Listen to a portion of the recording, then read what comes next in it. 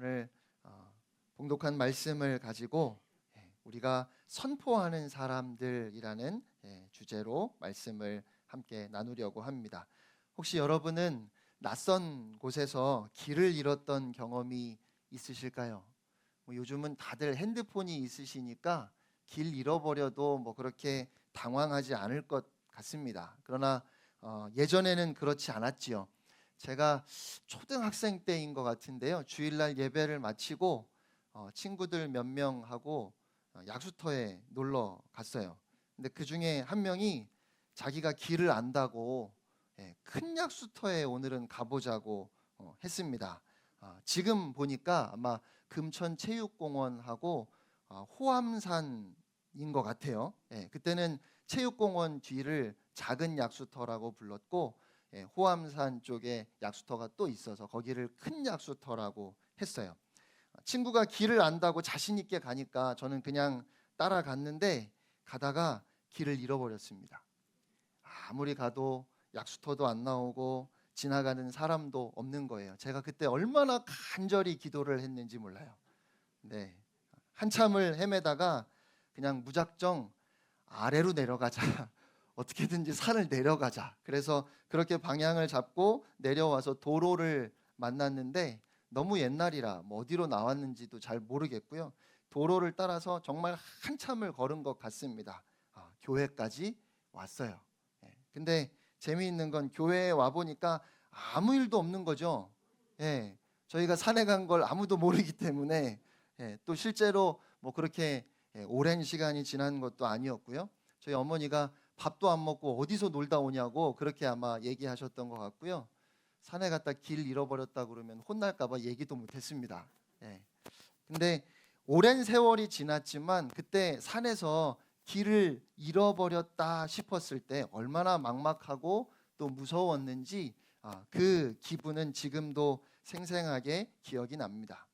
우리가 살다 보면 그런 순간이 있는 것 같아요. 꼭 무슨 여행지나 초행길에서 길을 잃어버리는 것만이 아니라 살다 보면 마치 길을 잃은 것처럼 막막할 때가 있습니다.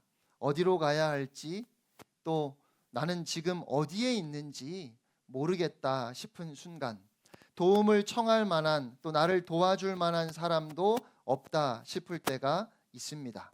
여러분도 아마 그런 순간을 다 경험해 보시지 않았을까 싶어요. 그럴 때 어떻게 해야 할까요? 지도를 꺼내야 합니다. 요즘 같으면 핸드폰을 꺼내시겠죠? 지도는 우리에게 전체 그림을 보여줍니다.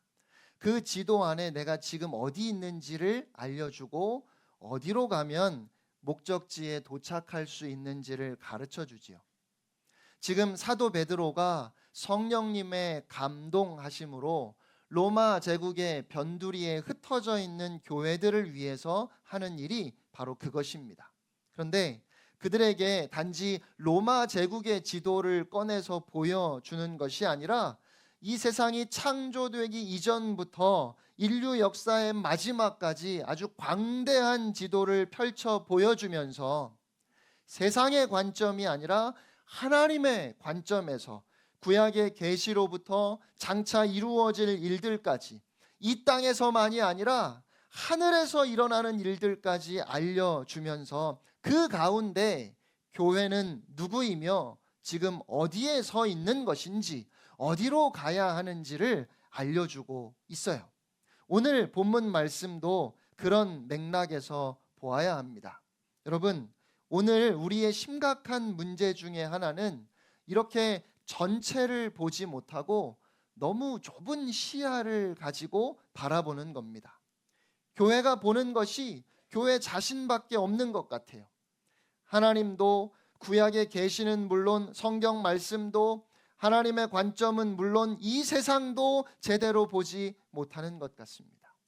이건 정말 심각하게 우리가 길을 잃어버린 모습이 아닌가 싶어요. 우리가 오늘 본문 말씀을 통해서 다시 한번 광대한 지도를 펼치고 하늘의 관점으로 교회는, 즉 저와 여러분은 도대체 어떤 존재이고 어디에 서 있고 어디로 가야 하는지를 바르게 이해할 수 있기를 바랍니다. 9절 10절 말씀을 우리 다시 한번 다 같이 한 목소리로 읽겠습니다. 시작. 그러나 너희는 택하신 족속이요 왕 같은 제사장들이요 거룩한 나라요 그의 소유가 된 백성이니 이는 너희를 어두운 데서 불러내어 그의 기이한 빛에 들어가게 하신 이의 아름다운 덕을 선포하게 하려 하심이라. 너희가 전에는 백성이 아니더니 이제는 하나님의 백성이요 전에는 긍휼을 얻지 못하였더니 이제는 긍휼을 얻은 자니라. 아멘. 네, 이 말씀은 우리가 잘 아는 말씀이지요. 말씀을 읽으시면서 어떤 구절이 눈에 들어오십니까? 거의 자동적으로 택하심을 받은 족속, 왕 같은 제사장, 네, 거룩한 나라, 그의 소유된 백성이라고 하는 이런 황홀한 칭호들이 우리 눈에 들어옵니다. 그래서 우리는 이 말씀을 통해서 교회가 얼마나 귀한 존재인지를 확인하려고 하지요. 하지만 이 말씀은 단순히 성도가 얼마나 귀한 존재인지를 확인해 주시는 말씀이 아니에요. 단지 우리의 자존감을 좀 높여 주시려고 이 말씀을 하시는 것이 아니라는 말이지요. 9절 말씀의 주 동사는 성경을 볼 때는 동사가 중요한데요. 9절 말씀의 주 동사는 선포하게 하려 하심이라입니다. 무슨 말인가 하면 9절 말씀에서 제일 중요한 말씀이 선포하게 하려 하셨다 이 말씀이라는 거예요. 그러니까 오늘 설교를 들으시면서 여러분이 딱 한 가지만 기억한다면 나는 선포하는 사람이구나. 그 한 가지를 기억하셔야 되는 거예요. 나머지는 다 이 한 가지를 보충해서 설명해 주는 겁니다.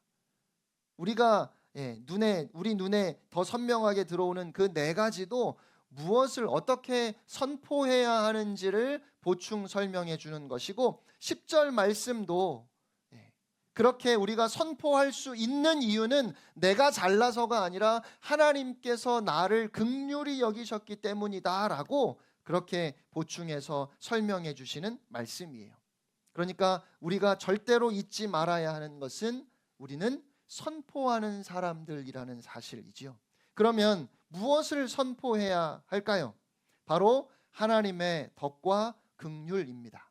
하나님의 덕은 하나님의 탁월하심입니다. 특별히 죄와 더러움과 죽음의 어둠 한가운데 있던 사람들을 그의 기이한 빛 가운데로 불러내신 구원의 능력을 가리킵니다. 우리가 어떤 경우에 이 사람은 덕이 있다고 그렇게 이야기할까요? 덕은 곧고 바른 마음, 남에게 관대하고 어진 마음입니다.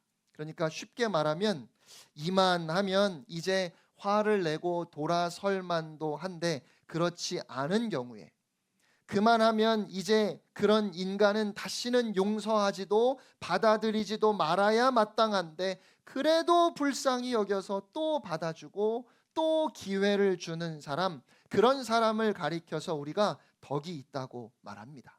그런데 여러분, 하나님을 생각해 보세요. 우리 하나님이 그런 분이시죠. 그러니까 하나님의 긍휼, 우리를 불쌍히 여기시고 또 기회를 주시는 그 하나님의 본성이 바로 하나님의 덕입니다. 교회는 하나님의 덕을 입은 사람들이지요. 하나님께서 불쌍히 여기신 사람들입니다. 그래서 교회는 세상 앞에서 세상 사람들에게 우리가 먼저 받고 경험한 그 하나님의 덕을 선포해야 하는 겁니다. 썩어가고 더럽고 허망한 세상에게 하나님의 그 무한하신 자비하심과 긍휼하심을 드러내 보여주어야 하는 그 사명이 우리에게 있다는 말이지요. 특별히 선포한다, 널리 전파한다라는 이 말씀에는 밖으로 드러낸다는 뜻이 아주 강하게 담겨 있어요. 그러니까 교회는 우리끼리 이 교회 안에서만 하나님의 사랑과 자비를 나누고 경험하는 것이 아니라 하나님이 얼마나 은혜로운 분이시고 하나님이 얼마나 자비로운 분이시고 하나님이 또다시 우리에게 기회를 주시면서 우리를 기다리고 계신다고 하는 이 사실을 교회 밖에 이 사실을 전혀 알지 못하는 세상을 향해서 선포해야 하는 것입니다. 이 사실을 교회에 대한 사중적인 묘사로 더 확실하게 보여줍니다. 여러분, 교회란 무엇입니까? 따라하겠습니다. 교회는 택하심을 받은 족속입니다. 택하심을 받은 족속입니다. 족속이라는 말은 한 혈통을 의미합니다. 그런데 생각해 보면 지금 베드로의 편지를 받아보는 교회의 구성원들이 한 족속, 한 혈통이 아니에요. 거기에는 유대인들도 있고 이방인들도 있고 다양한 혈통의 사람들이 모여 있는 그 교회를 향해서 너희는 택하심을 받은 족속이라, 한 족속이라 말씀하시는 거예요. 그러면 어떻게 교회가 한 족속일 수 있을까요? 하나님께서 그리스도 예수의 보혈로 우리를 택하시고 부르셨기 때문입니다. 하나님은 예수 그리스도를 믿는 이 믿음을 통해서 이 땅에 아주 색다른 족속을 탄생시키셨어요. 그렇게 교회는 택하심을 받은 족속이고요, 오직 그리스도의 피로 하나 된 족속입니다. 그러니까 이 말씀을 통해서 우리가 알아야 하는 것은 이 교회 안에 다른 혈연은 전혀 효과가 없다는 겁니다. 어느 교회를 보면 한 집안에서 식구들이 너무 많아가지고 많은 식구들이 교회를 이루고 있어서 특별히 좀 영향력이 있는 경우가 있지요. 작은 교회라면 그것이 더 심할 겁니다. 그 한 가정만 빠져도 교회가 휘청할 수 있으니까요. 그런데 당연히 가족은 참 소중하지만 너희는 택하심을 받은 족속이다 하는 이 말씀을 통해서 우리가 기억해야 하는 것은 교회 안에서는 우리가 다 한 가족이에요. 교회 안에서 그리스도의 보혈로 우리가 한 가족 된 이 관계의 친밀함이 각 가정에서 누리는 가족 간의 친밀함보다 더 커야 한다는 거예요. 교회 안에서는 예수 그리스도의 보혈로 한 가족 된 것이 너무 크기 때문에 설령 한 집에 사는 한 가족이라 할지라도 특별할 게 없다는 거예요. 그것을 오늘 주님은 우리에게 말씀해 주십니다. 너희는 택하심을 입은 한 족속이다. 에베소서 2장 19절 말씀 우리 함께 읽지요. 시작. 그러므로 이제부터 너희는 외인도 아니요 나그네도 아니요 오직 성도들과 동일한 시민이요 하나님의 권속이라. 아멘. 권속이 가족이라는 말이죠. 한 집에 사는 식구를 권속이라고 해요. 우리는 하나님의 가족입니다. 설 명절을 맞아서 오랜만에 친지들을 보면서 얼마나 반가웠어요. 매주일 우리가 교회에 나와서 서로를 바라보며 그렇게 반가워야 돼요. 그리스도의 보혈로 우리는 한 가족 되었기 때문에, 하나님의 가족 되었기 때문에 우리는 그런 사람들이고 그런 우리의 관계를 세상에 보여줄 수 있어야 한다고, 선포할 수 있어야 한다고 말씀하시는 거예요. 두 번째로 따라하겠습니다. 교회는 제사장 나라입니다. 제사장 나라입니다. 네, 우리 성경의 왕 같은 제사장은 번역이 조금 잘못되었어요. 성경적으로 문법적으로 복잡한 내용은 제가 여러분을 대표해서 머리 아프게 다 찾아봤으니까 자세한 설명은 그냥 생략하고 결론만 말씀드리면 제사장 나라 혹은 왕의 제사장이라고 번역하는 것이 맞아요. 오늘 이 말씀은 출애굽기 19장 5절로 6절 말씀을 바탕으로 하는 말씀이지요. 우리 출애굽기 19장 5절 6절 함께 읽겠습니다. 세계가 다 내게 속하였나니 너희가 내 말을 잘 듣고 내 언약을 지키면 너희는 모든 민족 중에서 내 소유가 되겠고 너희가 내게 대하여 제사장 나라가 되며 거룩한 백성이 되리라. 너는 이 말을 이스라엘 자손에게 전할지니라. 아멘. 네, 이 말씀의 내용은 달라진 게 없습니다. 다만 그 사명을 받는 대상이 이스라엘에서 교회로 바뀐 겁니다. 출애굽기 말씀에도 제사장 나라가 되리라 말씀하셨지요. 그러니까 중요한 건 여러분 교회가 얼마나 높은 신분이냐가 아닌 겁니다. 옛 이스라엘이 하나님께 받은 이 제사장 나라의 사명을 잊어버렸어요. 왜요? 그들은 자기 중심적인 특권 의식에 빠져버려서, 그래서 잃어버렸습니다. 택함 받은 백성임을 그들은 자랑하려고 했고, 그래서 자신들을 특별하다고 여겼고, 더욱이 복을 받아 세상에서 잘 되기를 소망했습니다. 그래서 하나님이 주신 땅에서 각종 우상을 섬기면서 모든 나라가 이스라엘을 지켜보는 가운데 하나님의 거룩하신 이름을 땅에 떨어뜨리고 짓밟았지요.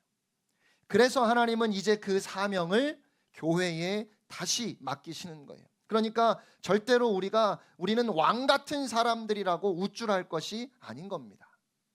온 우주의 주인이시오 왕 되시는 하나님께서 이 세상을 긍휼히 여기셔서 이 세상을 사랑하셔서 썩어짐과 더러움과 허무함의 종노릇하는 그 어둠에 속한 그들을 구원하시고자 교회를 부르셨습니다. 교회는 그들이 이미 경험한 이 하나님의 놀랍고 신비한 빛 가운데로 저 세상을 이끌고 와야 하는 제사장의 사명을 받은 거예요. 베드로는 지금 흩어진 교회들에게 이렇게 위대한 사명을 증거하고 있습니다.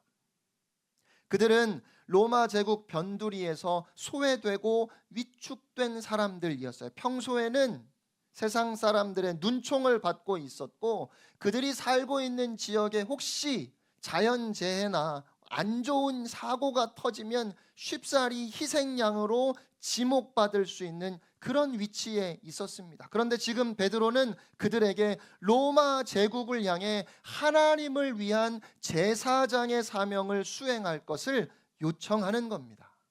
여러분, 중요한 것은 지위가 아니라 사명입니다. 하나님의 은혜로, 전적인 하나님의 은혜로, 하나님의 자비하심으로 구원받아 택함받은 우리는, 그러니까 우리가 얼마나 대단한 존재인지가 중요한 것이 아니라 그래서 나는 무엇을 해야 하는지가 중요하다는 말이지요.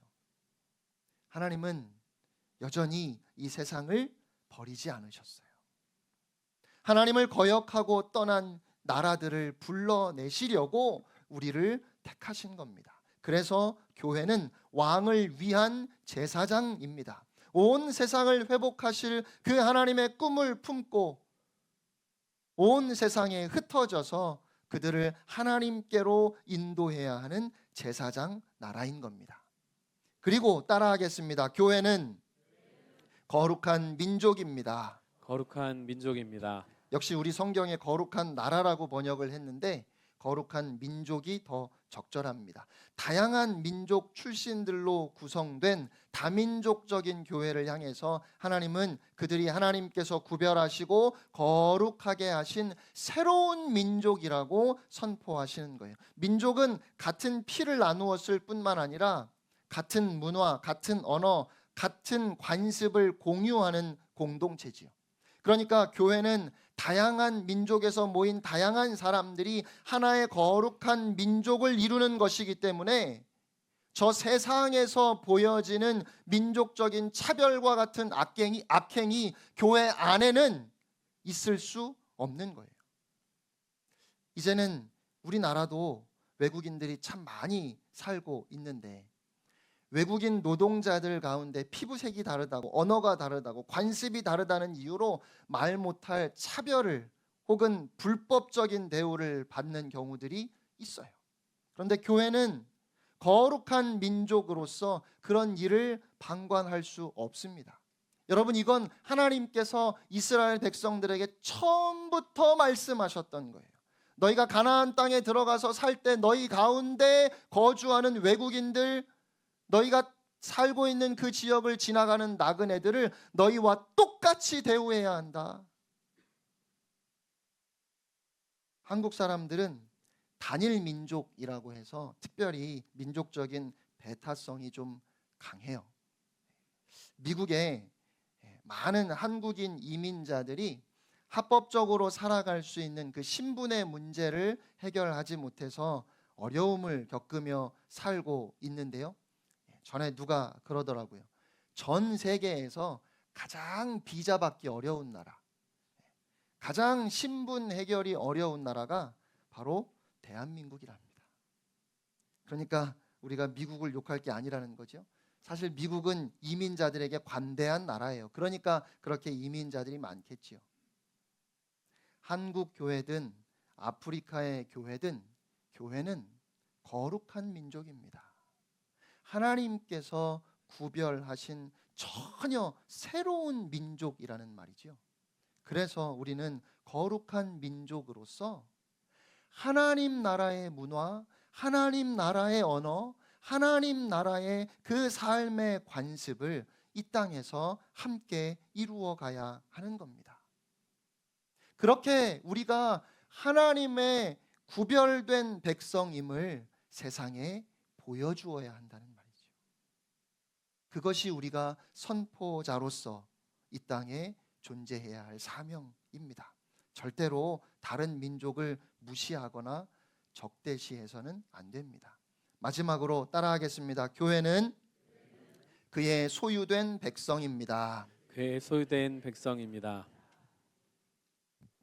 하나님의 소유된 백성이라는 이 말씀은 하나님께서 그러니까 우리를 구원하신다는 의미겠지요. 하나님이 우리를 보호하십니다. 그러나 하나님의 구원과 보호만을 말씀하는 것이 아니라 그렇게 우리를 구원하시고 보호하시는 목적, 우리에게 부여된 사명, 특별히 세상을 향하신 하나님의 계획과 의지가 잘 드러나는 말씀이에요. 출애굽기에서 본 것처럼 세계가 다 하나님께 속하였지만 이 세상에 하나님의 소유가 아닌 것이 하나도 없는데 이 세상은 하나님의 주권과 통치를 인정하지 않아요. 그래서 하나님께서 특정한 사람들을 택하셔서 하나님의 소유로 삼으셨어요. 그들이 하나님의 소유됨을, 그래서 하나님이 그들을 보호하시고 지켜주신다는 것을 먼저 깨닫고, 그래서 마찬가지로 하나님의 소유임에도 하나님의 소유임을 알지 못하고 하나님을 떠난 저 세상에게 하나님이 주인 되심을 선포해야 하는 사명자로 우리를 부르신 겁니다. 그러니까 그의 소유된 백성이라는 말씀은 우리는 하나님의 소유된 백성이고 다른 사람들은 아니라는 그런 말씀이 아닌 거예요. 이제 모든 나라들이 원래 하나님의 소유임을 깨닫게 된 한 백성이 생겨난 겁니다. 여러분, 다시 말씀드립니다. 하나님은 열방을 포기하지 않으셨어요. 원래부터 하나님의 소유인 창조 세계를 포기하지 않으셨습니다. 그러므로 교회는 하나님의 놀라운 구원의 은혜를 통해서 내가 하나님의 소유임을 확인했고 온 세상이 다 하나님의 소유로 회복되어야 함을 깨달았으니까 이 세상이 하나님의 나라 되도록 그 놀라운 회복의 역사를 위해서 나를 들여 헌신하는 사람들, 그들이 바로 교회인 겁니다. 그러니까 오늘 본문 말씀이 얼마나 놀라운 말씀인지 몰라요. 단지 우리의 자존감을 높여주시는 말씀이 아니라 로마 제국의 변두리에 흩어진 그 적은 무리의 교회들에게 하나님은 로마 제국 자체의 회복을 명령하시는 겁니다. 로마의 운명이 로마의 황제나 로마의 시민들의 손에 달려있는 것이 아니고 흩어진 교회에게 달려있다고 말씀하시는 거예요. 얼마나 놀라운 말씀입니까? 우리의 손에 이 세상의 수많은 영혼들의 회복이 달려있다는 말씀입니다. 교회는 교회를 위해서 존재하지 않습니다. 교회는 하나님을 위해서 그리고 이 세상을 위해서 존재합니다. 그렇지 않다면 이 세상을 우리가 그렇게 힘들게 어렵게 지나갈 필요가 없는 거예요. 여행을 떠나기 전에 우리가 무엇을 하지요? 목적지를 확인할 겁니다. 지도를 살펴볼 겁니다. 물론 들고 갈 수 있는 꼭 필요한 짐도 챙겨야 합니다. 여행 중에 별다른 사고 없이 그 여행의 목적을 이룰 수 있는 만반의 준비를 해야 합니다. 1장 1절부터 오늘 본문 2장 10절까지 베드로가 전하는 주의 말씀이 바로 그것입니다. 교회여, 그대들은 나그네이며 우리의 목적지는 황홀할 만큼 아름답습니다. 그러니 그렇게 있을 것이 아니라 짐을 싸세요. 지도는 여기 있습니다. 걱정할 필요 없습니다. 그대들의 여행길에 가이드가 있습니다. 그가 먼저 이 길을 가셨으니 이제 우리를 인도하십니다. 그러니 잘 따라가야 합니다. 이렇게 우리에게 말하고 있습니다. 베드로는 로마 변방에 흩어진 소수의 무리였던 교회들에게 그들의 정확한 목적지를 보여주었습니다. 로마도 참 화려하지만 교회의 목적지는 썩지 않고 더러워지지 않고 쇠하지 않는 영원한 하나님의 나라입니다. 이 땅의 그 무엇과도 비교가 안 됩니다. 그러니까 당장 짐을 싸야 합니다. 지도는 있습니까? 베드로는 지금 이 땅에서 교회가 위치한 자리를 내비게이션보다 더 정확하게 보여줍니다. 그가 펼치고 있는 지도의 폭은 영원에서 영원까지이고 그 길이와 높이는 구약의 선지자들로부터 저 하늘의 천사까지입니다. 이 여행은 성부, 성자, 성령 삼위의 하나님께서 계획하시고 인도하시고 완성하십니다. 그러니 누가 막을 수 있겠습니까? 하나님께서 목적지를 정하셨을 뿐만 아니라 모든 여행길에서 보호하십니다. 어찌 실패하겠습니까? 그뿐만이 아닙니다. 이 여행은 구약의 선지자들도 그렇게 알기를 원하고 보기를 고대했던 여행입니다. 하늘의 천사들도 하늘에서 굽어보며 이 땅의 교회가 성령님의 인도를 따라 어떻게 그 하늘에 이르게 될지 그 흥미진진한 실황을 서로 보려고 다투고 있어요. 그렇게 하늘과 땅의 모든 초점이 교회에 맞추어져 있습니다. 그러므로 정신을 바짝 차리고 신발끈을 동여매고 우리는 앞으로 나아가야 합니다. 구원은 그냥 제자리에 가만히 앉아서 확신만 갖는 것이 아닙니다. 구원은 이동이라고 했지요. 여행이에요. 목적지에 이르러야 합니다. 이전에 지나온 길들은 버려야 합니다. 우리를 부르신 그 목적지를 향해서 걸어가야 합니다. 우리의 시선을 목적지에 고정해야 합니다. 앞서가는 가이드에게서 눈을 떼면 안 됩니다. 그가 길을 알기 때문입니다. 교회는 언제나 예수 그리스도를 바라보아야 합니다. 거기에 길이 있습니다. 주님이 가신 길을 오늘 교회가 뒤따라 가는 것이기 때문입니다. 그리고 교회가 이 여행길을 지나며 할 일이 있습니다. 그냥 놀면서 즐기면서 지나가는 것이 결코 아닙니다. 하나님께서 교회를 이 세상으로부터 불러내신 목적은 교회에게 생명을 주시면서 거룩하게 하시고 영광스럽게 하셔서 결국은 썩어가고 더럽고 허무한 데에 굴복하는 이 세상을 하나님께로 돌아오게 하시려는 겁니다. 하나님의 심장 한복판에 교회가 있다 말하는데 그 심장 더 안쪽에 하나님을 떠난 이 세상이 있습니다. 그래서 교회는 하나님 아버지의 마음을 품고 이 세상을 위해서 울어야 합니다. 세상이 하나님께로 돌아오게 해야 합니다. 교회는 하나님을 위하여 이 세상을 하나님께로 다시 되돌리는 제사장으로 부르심을 받은 사람들입니다. 이것이 교회가 이 땅에 존재하는 이유예요. 사랑하는 성도 여러분, 이제 우리는 우리가 세상에 속해 있지 않음을 분명하게 알았습니다. 뿐만 아니라 교회는 세상을 향한 막중한 제사장의 직분을 받았음을 깨달았습니다. 어떻게 이 제사장직을 수행할까요? 어떻게 교회가 경험한 그 하나님의 기이한 영광, 그 덕과 긍휼을 드러낼 수 있을까요? 오직 앞서 가신 주님 예수 그리스도를 바라보고 뒤쫓아 가야 합니다. 사랑하는 나그네 여러분, 짐을 싸고 떠나야 합니다. 이 세상 한복판에서 하나님의 거룩한 이름을 높여 드립시다. 그렇게 주님과 함께 그리고 한 교회 된 우리가 서로 함께 주님을 따라 이 행복한 여행길을 기쁨으로 걸어가시게 되기를 주님의 이름으로 축원합니다.